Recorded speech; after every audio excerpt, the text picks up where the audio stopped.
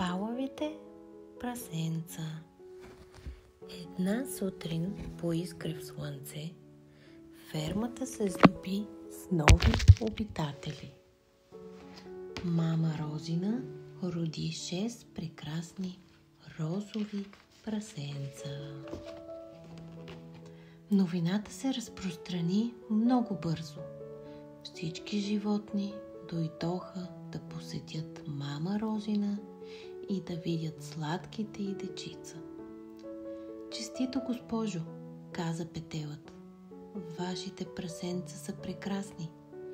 Фермата ще се гордее с тях. Мама Розина благодари на приятелите си за поздравленията и доволно се излегна в сламата.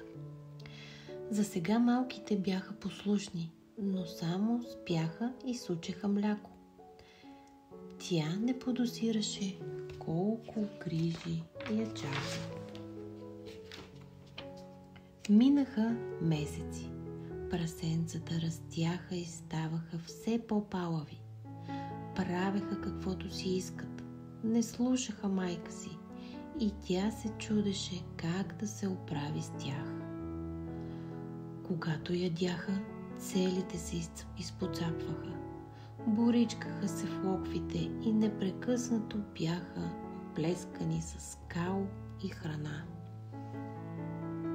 Една от любимите им пакости беше да се хвърлят шумно в езерцето и да плашат мама Пати и малките й патенца.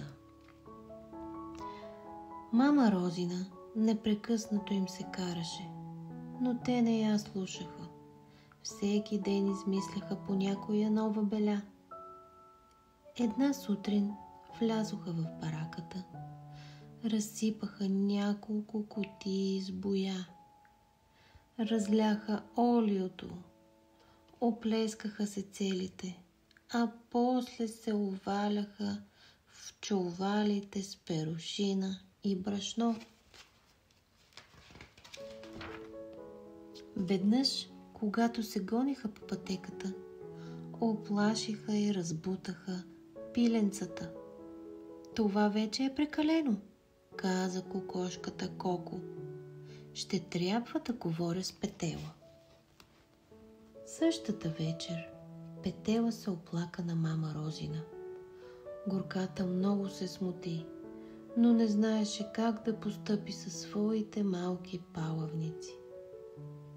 Имам една идея, каза Петелът. Утре всички ще ви помогнем да научите вашите прасенца на добри обноски. А сега спете спокойно и не се тревожете.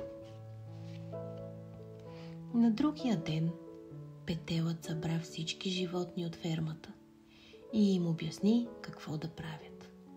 Ще помогнем на мадам Розина да възпита децата си. Нека всеки даде своя принос, за да превърнем тези малки чудовища в добре възпитани прасенца. Всички се съгласиха и веднага се заловиха за работа. Първо се заеха да ги изкъпят. Гъските ги натъркаха със сапун и ги измиха в рекичката. Ами да, чистотата е много важна за малките прасенца.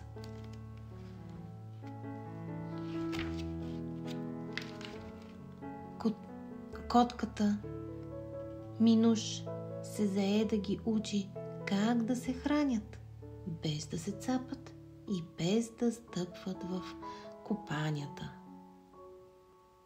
В края на краищата не е чак толкова трудно да ядеш прилично, призна едно от прасенцата.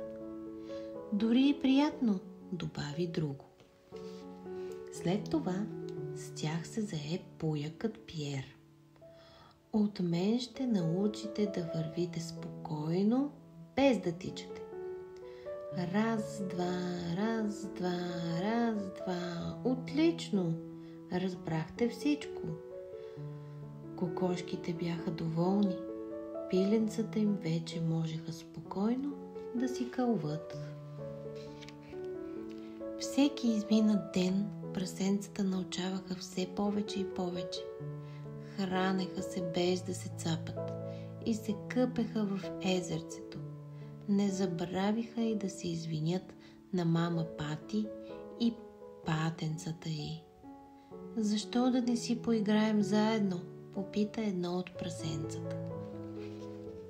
Стопанката с учудване забеляза колко са променени малките прасенца.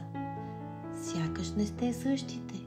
Никога не съм виждала толкова чисти прасенца. Майка ви добре ви е възпитала. Ще ви донеса няколко кочана царевица за награда. Мама Розина се гордееше с малките си. С дружни усилия те станаха много послушни и добре възпитани. Петелът ги гледаше, умилен как заспиват, сгушени до майка си, под сламения покрив. Колко хубаво семейство! Лека нощ, милички!